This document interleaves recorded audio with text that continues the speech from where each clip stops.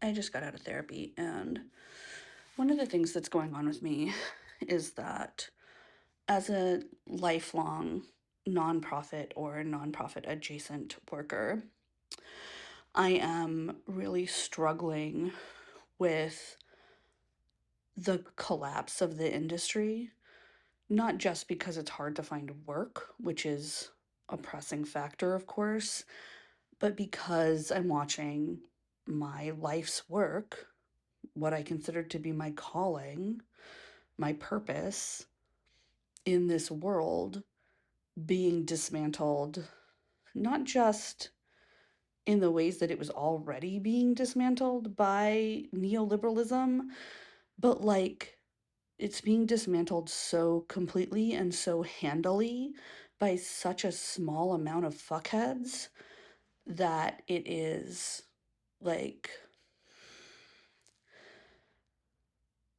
my identity is actually being affected by this, right? I started working in nonprofits as a kid, volunteering with my mom, feeding people on Second Street, working with people who were doing prostitution in the streets, giving out safe sex packets and talking about safe sex with my peers as a young teen and all of this stuff that was really important to me, and working on anti war stuff and working on access to food and housing and shelter and mental health and all of this stuff. And then after college, went into union work and spent many years doing significant campaigning there for workers, and then went on to do a bunch more work here in Portland on the east side for economic development. And I've just always, as long as I can remember, been involved in one way or another with the communities that I identify with and with other adjacent communities, helping people in this way that is supposed to preserve life. And it's all being ripped apart really, really quickly. It's taken only a year and a half to reverse and destroy some of the most important work of the last 20 years, 30 years, 40 years. And we still have infrastructure, and we still have people, and we still have workers, and we're still fighting, and we always are going to be. I'm not in such a black and white frame of mind where I think it's over. But seeing all these decades of labor collapse like wet tissue paper in front of me is really doing something to my perception of myself. And I've started to think of myself as someone who has no consequence in the world. And intellectually, I know that that's not true for my friends and my family members. But one of the things that I cared a lot about was my work and how important it was to humanity. And one of the things that sort of went on in my life is that I would put things that I wanted but didn't need on the back burner because I had important work to do in the world. And so, like, kind of my house was a little bit messy, and my health was a little bit bad. I mean, that's chronic illness, right? But I also like wasn't keeping up with certain things. And my mental health was kind of a little bit trash, and there were other things going on that I didn't follow up with, but I had this important work to do in my life.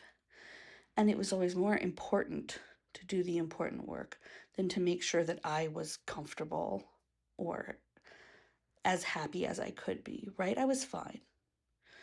And now that I have started to think of myself as someone with no consequence, as someone who has no important work to do, who has nothing, I've actually been investing in my own comfort, maybe for the first time in my life. And it feels really antithetical to who I am because I'm always someone who believed that comfort was something that people with privilege demanded from a world at the expense of other people's safety. And now I'm sort of like, well, that's very black and white. I think it is actually possible for me to create a comfortable space for myself without harming other people unnecessarily. And that's like I'm going and rearranging my closets, and I'm rearranging my living room, and I'm taking care of different things that have been sort of bugging me, sometimes for years. I'm going off to the river when I feel like it. I'm going to the gym whenever I feel like it. I'm going out into the sun. I'm painting and drawing and writing, and I'm doing all of these other things just because I want to. Because there's no longer a voice in my head that says that there's something that takes precedence over my own sort of like last minute desires. And it's sort of like an investment in a kind of hedonism that I had always thought was a waste of time.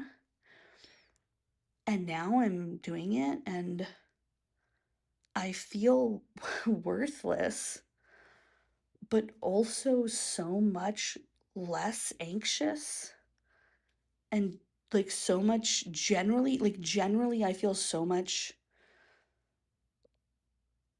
I'm not happier necessarily because of course my life has no meaning, but like just less stressed about it than I ever have before. And it's a very weird feeling to be like, this is depression. And also, like, but you know what? If nothing matters, go do the thing you wanted to do anyway. Because nothing fucking matters.